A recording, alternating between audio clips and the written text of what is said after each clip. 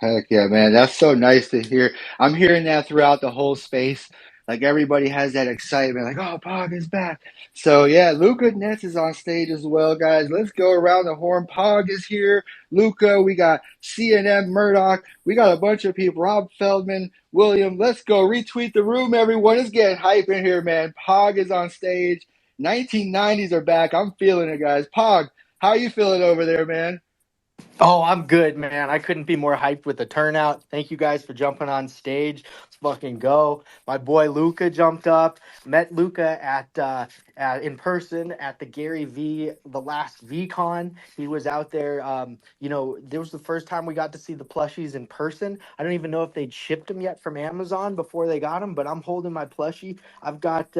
If I could take pictures of this, I've got the figurine. He's got a nice little suit on and some dope shades. I've got the plushie with the panda hat, which is my favorite, and the floral hoodie or the floral shirt, and then I've got a little pink one with the earmuffs, dude. I can't tell you, like, I can't give these away. Like, I want to gift these to my nieces and nephews, but there's no way these ones are going off the shelf. So I'm gonna have to figure out how to find a Walmart here in Montana to go find one, or jump back on. But really excited to see Luca pushing all that forward, and really excited to hear his point of view. So, Luca, please, man, give us a little intro on yourself. And I know you're a humble dude, but feel free to say whatever you got. I know we're all ears. Yeah, well, happy to be here and just have this discussion between physical collectibles and a digital age. I've got about 15 to 20 minutes before I have to hop off here, but happy to contribute to the conversation wherever. From our perspective, this has been a huge focus of ours, obviously, for the last couple of probably the last 12 months. I think NFTs provide a really unique value proposition for unlockables than I think we've seen in the past. And so this idea where you can buy a physical, unlock, a digital NFT, whether it's a skin or a collectible or a reward, and then being able to sell off that digital unlockable and then keeping the physical is just an obvious consumer proposition that I think is just like undeniable. Like I think if you just like understand that flow, I think as long as, the key caveat is there has to be, movement on the digital collectible on the secondary market. And that's probably the most difficult part. It's no easy feat. But eventually when, this stuff becomes norm and everybody is like collecting and trading, in ways that I think we can't even imagine and fathom in the form of millions of people, I believe there's a universe where this buying of physical goods, unlocking digital goods, being able to sell off the digital goods, and then keeping the physical good is a really, really interesting topic. And so maybe we take a deep dive there, but happy to be here. Awesome, man. Thank you, thank you, thank you. What do you think, Blake? Should we keep passing the mic? We want to make sure we're taking the best, making the best use of our time. We've got Luca maybe for another 10, 15 minutes. I know we have some Yeah. questions to go through, but would love to I have love Luca maybe intro herself. But yeah, you go with what you feel best. Yeah, I love the conversation of physical to digital. I mean, Luca Ness is definitely doing that out there in the market and bringing that sentimental value into someone's house and then sort of engaging that through the house through. And again, we talk about generational wealth and how do we bring the next generation in. And this is one big pivotal point in this whole industry where this is a great point to get into where the physical comes back in and bring it in. I think most of us now through digital aspect want this synergy now, like we have it on our phone to the physical back in our house or vice versa. So I think it's a great aspect that what Luca's doing, what you're doing with Pog as well, how you're NFC chipping these things and authenticating them. Very important, I think, in a new blockchain wave. How can we get the physical back into the hands so we can get that asset value and that touch, the tangibility, I think, and that's a great way to do it. It could be, what Luca's doing, what you're doing with Pod, and everybody. Let's keep it going around the room for sure. What is the view to physical to digital? Is that the way? Because I lost the touch of physical collecting till digital came back into with another platform. So now I digitally collect, but now I really want to physically collect it's a matching piece that goes with that, right? So that's a whole new twist on collecting, which is insane to me because now I want to collect and also get assigned by that founder. So it's an amazing time to collect, I think, and what Luca's doing, what Pog's doing out here, it's just awesome to have that collaboration to also be able to talk with people like this on the stage. So let's go around the room. CNM, Murdoch, what do you think about this? Do you like the physical aspect? Should you have it back in the home? What do you think? I love the physical aspect. And first off, I just gotta say the energy in here is infectious.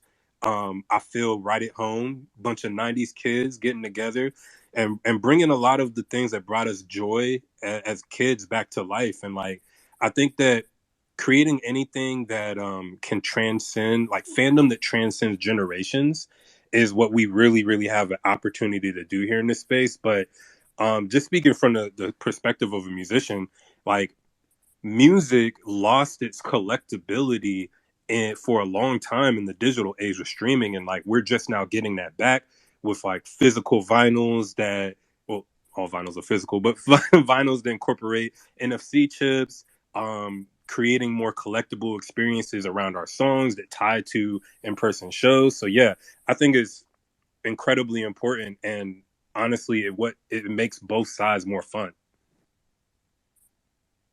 Whew, I think so. I think there's a unique touch to having what like Luca's doing, getting these products out to a different generation. I really feel like my kid, I got an eight, my generation of kids. The real way to get is a tangible item, and then maybe incorporate it. So Pog's box today as well is doing that. The Pogger box giveaway. He's giving the tangible, the physical piece within the box, but also within the box there's a code inside to scan and get an NFT on the Pog chain. This is just physical to digital at its best in one box, guys. Go hit that tweet up top. And man, Pog, you guys are knocking it out of the box. Luca, you guys as well. Like this is what I think gives NFT hope. Like we can definitely bring our like as builders out here as well. Like we see a lot of projects probably down below.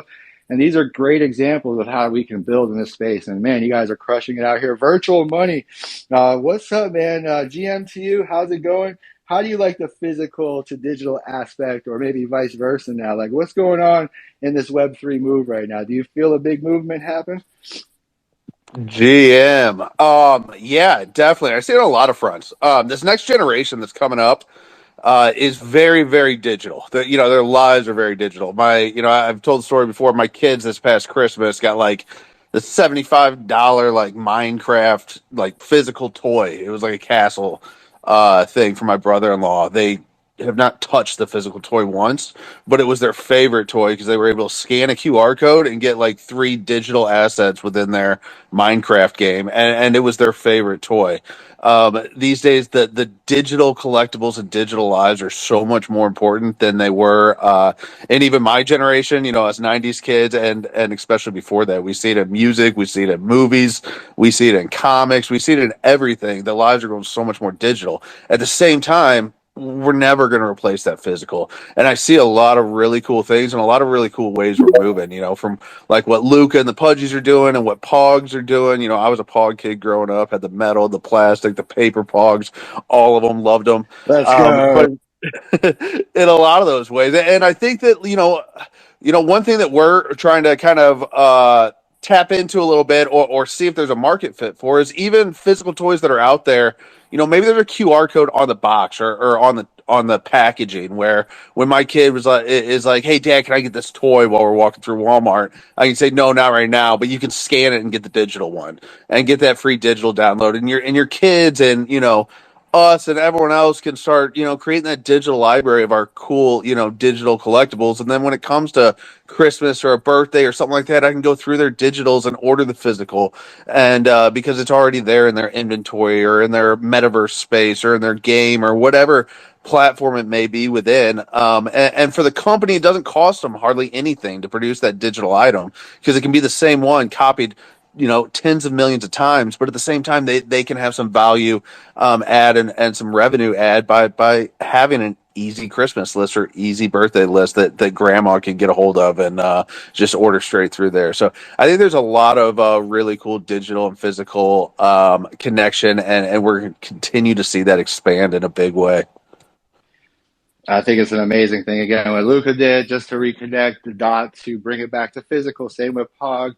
And I think Luca and with his Pudgy Penguin, within the store, there is also, is there a QR code, Luca? Like, is there an easy access point again to Dude, get yeah. into Yeah, that? so the whole idea is every toy has a birth certificate, and that birth certificate comes with a QR code, and that QR code unlocks 3 to 5 NFTs in Pudgy World, and the whole experience is through a custody wallet. So all you got to do is sign up via an email and a password.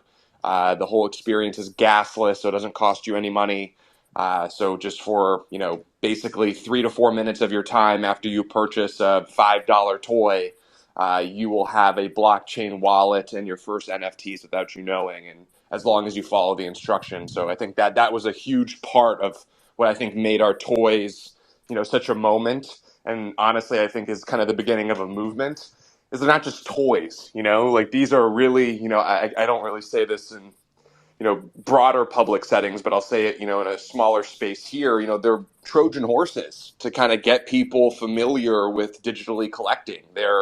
It's this idea that if you have somebody in your family or in your friend group that knows you love Web3, that knows you love NFTs, they're kind of looking at you weird. You can give them a toy that costs you $5 to $10 at Walmart, and you can say, hey, follow the instructions. And though it's not the same experience that you and I are used to, trading on OpenSea or on Blur, it gives them a little bit of familiarity. It gives them, a little bit of a step forward into understanding what this stuff is. And I think, this space needs products like that to ultimately to try to get people excited. And so that's kind of what the experience looks like for the toys. Yeah, and Yeah, that's because, hey, what's up, everyone? I'm the Moon Queen. This room is hype. Love the energy. As a merchant for over 15 years selling product, I think one of the most important things I realized is people want to touch the product. And that really creates that emotional connection. That's what you want. You want them to feel that emotional connection because it's what's going to make that product memorable. And people, they want to touch that product, right? Let's go to Revel. Let's see what he has to say. Great room, guys. The energy's amazing.